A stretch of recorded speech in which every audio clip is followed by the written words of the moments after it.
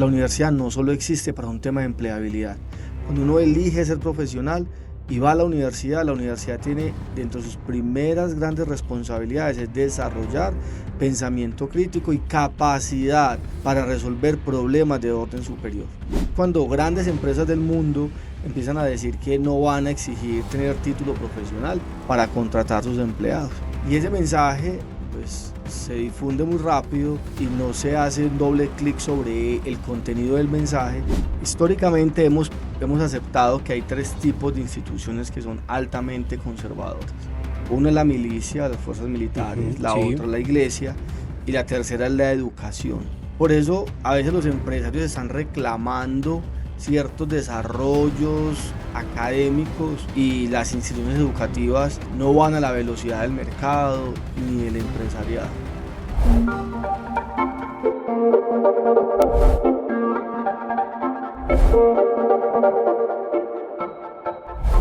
Hola, ¿qué tal? Bienvenidos a un nuevo capítulo de Conexión con Causa Podcast, hoy con temas relevantes de país, también de cómo entonces se está viendo la educación, el empleo y el desarrollo de nuestro país. Y precisamente para tratar temas tan cruciales sobre cómo se está viendo entonces la educación superior, ¿está perdiendo relevancia o estamos definitivamente ante un panorama de cambio de cómo nos estamos educando y cómo estamos entrando entonces a los mercados laborales? Para eso tenemos entonces como invitado hoy a Faber Andrés Alzate Ortiz. Él es rector de la Universidad Uniminuto Antioquia Chocó, quien tiene también importantes percepciones frente a este tema el día de hoy. Faber, bienvenido y qué gusto tenerlo con Hola nosotros. Daniel, gracias por invitarme a este espacio a conversar sobre temas de importancia para el país y para la región. Y un saludo muy especial para todos los oyentes, todos los que te siguen en este espacio de podcast tan interesante. Bueno, ya había lanzado el tema central, rector, sobre lo que vamos a tratar hoy. Ponemos dos paralelos. ¿Se está perdiendo entonces relevancia de la educación superior o definitivamente estamos cambiando las percepciones? Bueno, yo creo que suceden las dos cosas.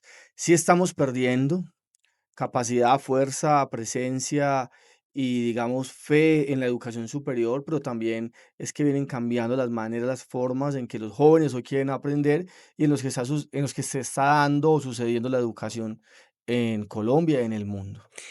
Bueno, se está cambiando las 2 cosas, pero entonces vamos a hablar sobre problemas más estructurales frente a este, tema o este, problemática que ponemos sobre la mesa el día de hoy.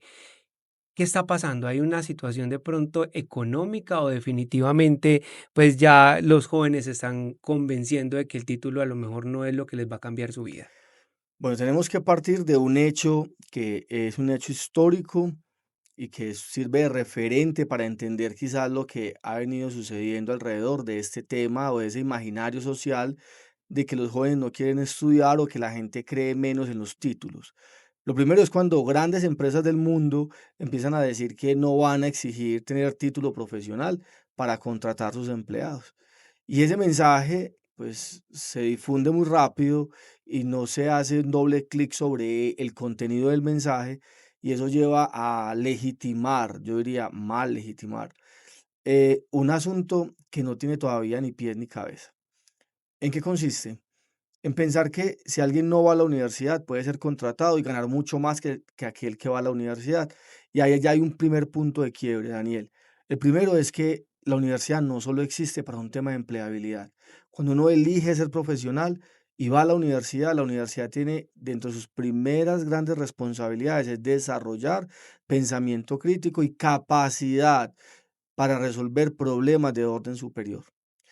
Si fuera simplemente un desarrollo de la técnica o de la habilidad, no habría que ir a la universidad. Por eso existen y han existido institutos técnicos laborales, entre ellos el SENA, que fue muy fuerte en Colombia, que se dedicaban a desarrollar la competencia en un tema específico. Usted necesitaba aprender a golpear con un martillo, pues vaya, aprende Exacto, eso. sí. Pero eso no supone que tenga la capacidad de pensar y de analizar problemas de orden superior.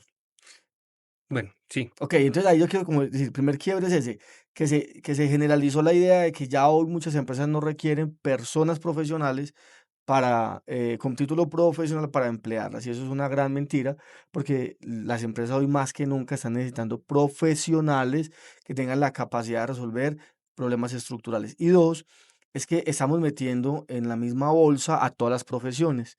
No es lo mismo el ingeniero o el experto en software o en programación que el abogado, el médico, el psicólogo, el arquitecto. Usted para aprender a programar no hay que hacer una ingeniería, ya está demostrado. Y hoy la inteligencia artificial hasta te ayuda a crear el código de programación, pero para ser psicólogo, médico e ingeniero sí necesitas pensar. Y eso no se desarrolla en un curso de 12 ni de 60 horas. Bueno, usted está tocando un tema muy importante y es, digamos, sobre la competencia que tienen las instituciones de educación superior. Hoy en día, lo normal es que estas instituciones compitan unas con otras. Pero hoy también entra a competir todas las plataformas digitales, ChatGPT, inteligencia artificial, como lo acaba usted de mencionar. Entonces, ¿cómo plantear ese panorama en medio de esa discusión que estamos teniendo el día de hoy? Entonces, estas plataformas y la inteligencia artificial entra a competir entonces con las instituciones de educación superior. Eso es tan grave como decir que los papás pueden ser reemplazados por las niñeras. La universidad no puede ser reemplazada por plataformas de formación de corta duración y más de naturaleza informal o no formal, porque lo que la universidad desarrolla, insisto, no es solamente la técnica, es el desarrollo de es la promoción de unas competencias que permiten que esa persona no solo sea capaz de diseñar un plano, de diseñar un espacio, de atender o recibir a un paciente, sino que además es capaz en tiempo real de resolver problemas complejos alrededor de esa situación particular. Entonces, la plataforma lo que te permite desarrollar es la técnica, pero no resulta suficiente para garantizar que esa persona pueda develar, descubrir, investigar, indagar sobre asuntos de mayor formato que son necesarios para permitir el avance y la evolución tecnológica, científica, social, política y cultural de una sociedad. Bueno, estamos frente a una realidad, porque pues también no se puede, digamos, como dejar aparte lo que está sucediendo. Hablamos de unas profesiones que necesitan esa formación, porque aparte de eso, no solamente la técnica, como lo está diciendo usted, sino también yo creo que las universidades también plantean esas líneas éticas que debe tener todo profesional, que no lo van a dar las plataformas digitales y que no lo va a dar tampoco pues la inteligencia artificial. Pero se podría decir que para unas profesiones debe ir uno entonces a una institución de educación formal y para otras profesiones pues sí puede servir la inteligencia artificial o definitivamente no. Si lo vas a llamar profesión, te diría no, porque ahí te habría que marcar conceptualmente y de forma práctica las distinciones entre la profesión, el oficio, ¿sí? La informalidad en ejercer alguna labor o algo, ¿cierto? Entonces, como profesión, sí necesitamos que la universidad desarrolle habilidades técnicas, pero también habilidades socioemocionales. Simplemente como oficio, que es lo que hace el carpintero, que es lo que hace el barrendero, que es lo que hace La la modista. modista, Ujú. sí, simplemente ir a un tema técnico. Entonces uno diría, pero Faber, entonces de cara a la tecnología también es un oficio. Claro, si lo que va a hacer es simplemente programación o lo único que va a hacer es controlar un chatbot, pues sí, simplemente el oficio y hay que ir a un curso corto que te permita repetir un procedimiento, un algoritmo para que desarrolles esa habilidad, pero no va a estar en capacidad de construir un software o de pensar de manera profunda los asuntos relacionados con ese tema, porque él solo para lo que estará capacitado es para operar determinada labor. Bueno, volviendo al tema central, rector, importante también entonces retomarlo y es sobre la situación actual de las matrículas en las universidades del país.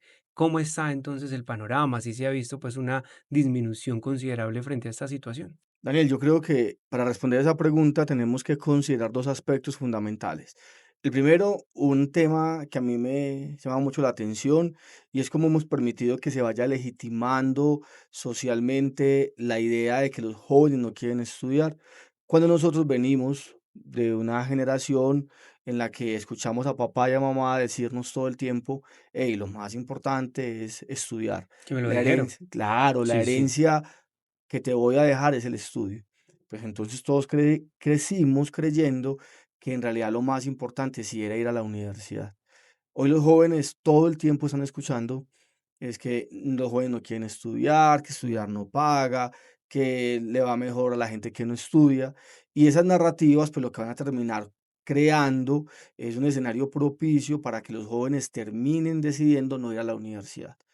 Para mí, ahí hay un punto de quiebre que va a estar incidiendo en por qué cada vez menos jóvenes pasan de manera inmediata de la educación media a la educación superior. Ese tránsito que es tan importante, porque está demostrado que cuando un chico no entra de una a la educación superior, las posibilidades de que entre en los próximos 3 a 5 años son muy bajas, porque va a entrar al mundo laboral y a partir de ahí, o a hacer otras cosas, y a partir de ahí ya su prioridad no va a ser la universidad. Que venga cayendo la matrícula, pues ahí hay un ahí hay habría depende desde dónde querramos mirar el tema, porque entonces conectado con esa realidad tendría que contestarle a usted, Daniel, y a todos los oyentes lo siguiente, y es, eh, en Uniminuto, por ejemplo, viene creciendo el número de estudiantes nuevos de cara a la imagen, a lo que sucede en otras universidades. Eh, lo que hoy, por ejemplo, con el tema de la gratuidad en educación superior, son muchos los jóvenes que están logrando entrar a las universidades públicas bajo la figura de matrícula cero. Sí.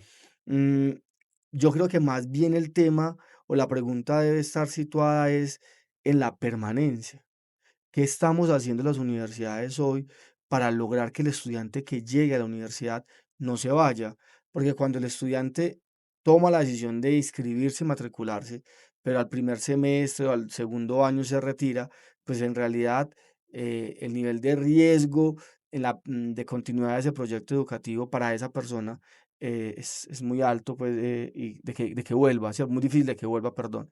Entonces conecto esos dos elementos con tu pregunta y es, siempre en Colombia el ingreso a la educación superior es bajo de cara a los niveles de cobertura que hay en otros países. Lo que no sucede hoy con educación básica, primaria y secundaria. Sigue siendo muy baja el ingreso, pero es mucho más preocupante los índices de deserción que hay que demuestran que el sistema universitario no está diseñado para contener. Y eso es un tema en el que tenemos que trabajar todos los días las universidades. Se hablaba ahorita de algo muy importante, es ese discurso que antes muchos tuvimos, lo de los papás, Así es. que decían que lo más importante y la herencia más importante es la educación.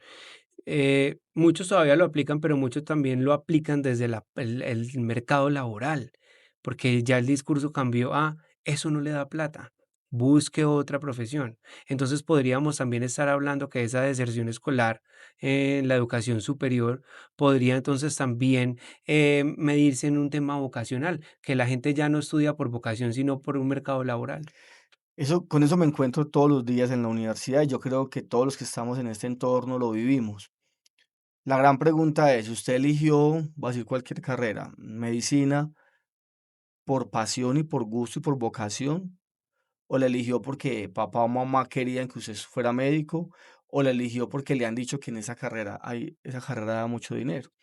Y yo puedo encontrar médicos que hoy no tienen condiciones económicas muy buenas y son médicos, Muchísimos, podríamos decir. abogados, ingenieros, pero cuando usted da doble clic, no solo depende de que sea la carrera, a veces también depende de las condiciones en las que se da su desarrollo profesional. Hoy la realidad es que muchas empresas consideran o valoran la condición profesional de alguien muy por debajo del precio de mercado. Entonces, usted puede encontrar un psicólogo que se gane 5 millones de pesos, pero encontrar otros tantos que les están diciendo le puedo pagar 2 millones de pesos, 2.500.000. Y en esa realidad también supone que, esa realidad, perdón, supone que hay una competencia que no es muy legítima o que no es muy equitativa de cara al oficio o a la profesión de las personas. Y lo otro allí bien importante, Daniel, y para toda la audiencia, es que la realidad es que muchas personas también terminan ejerciendo o trabajando en carreras o programas para los que no estaban preparados o no querían. Yo, por ejemplo, elegí ser maestro desde muy niño, aun cuando en esa época se decía que los maestros no les pagaban o se mantenían en paro.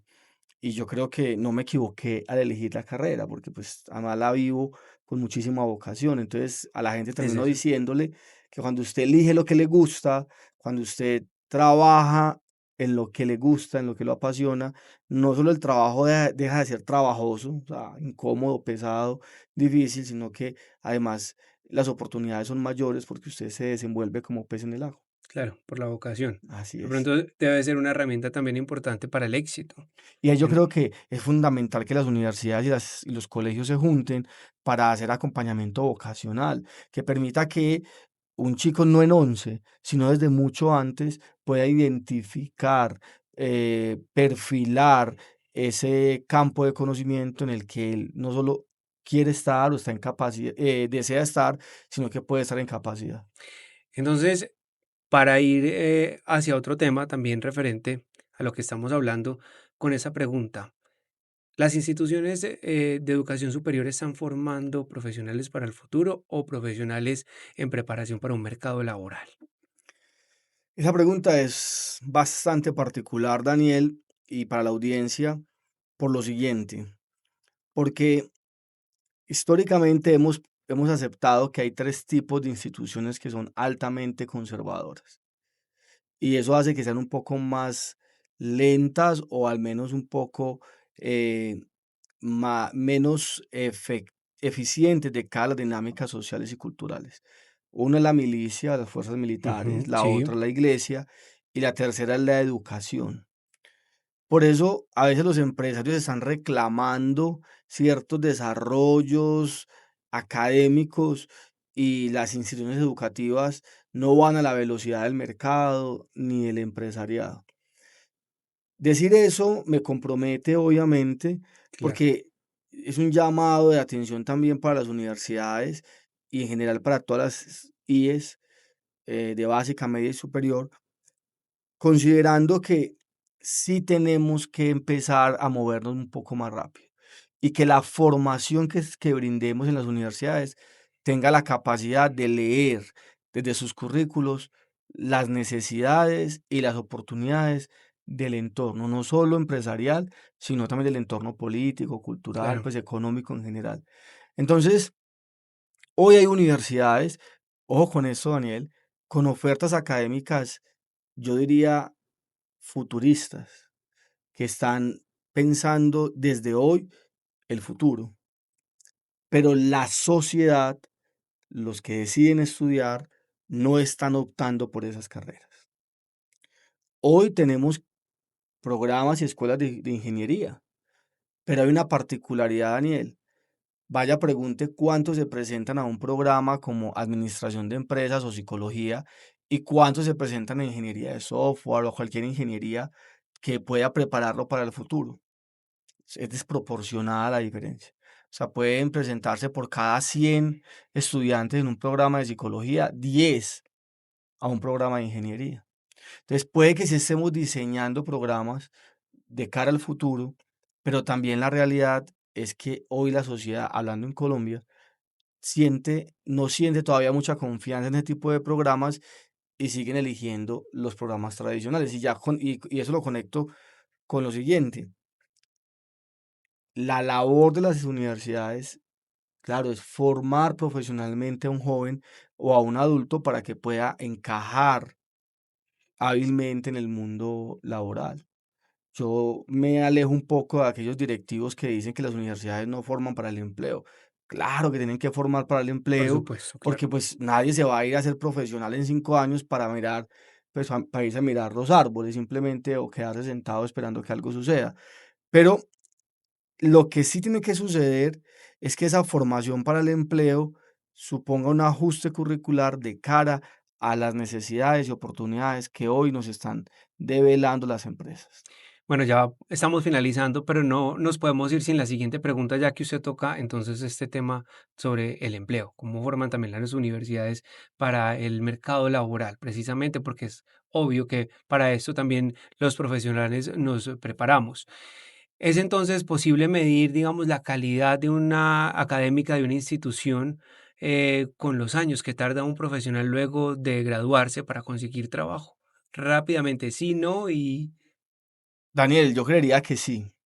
Y hoy más que nunca debe ser un requisito que permita medir la calidad académica.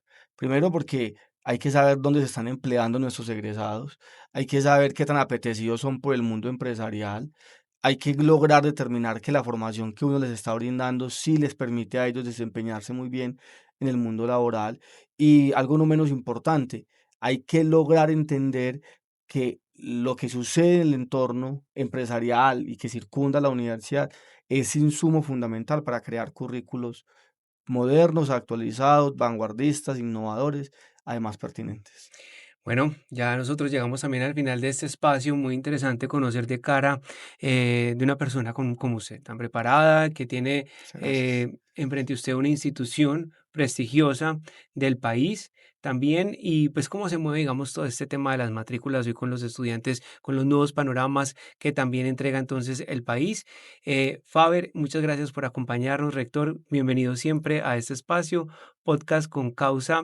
Y pues estaremos, por supuesto, muy contentos de que usted nos siga acompañando en este espacio y bienvenido siempre a Conexión con Causa Podcast. Daniel, muchas gracias a usted y un saludo muy especial para toda la audiencia.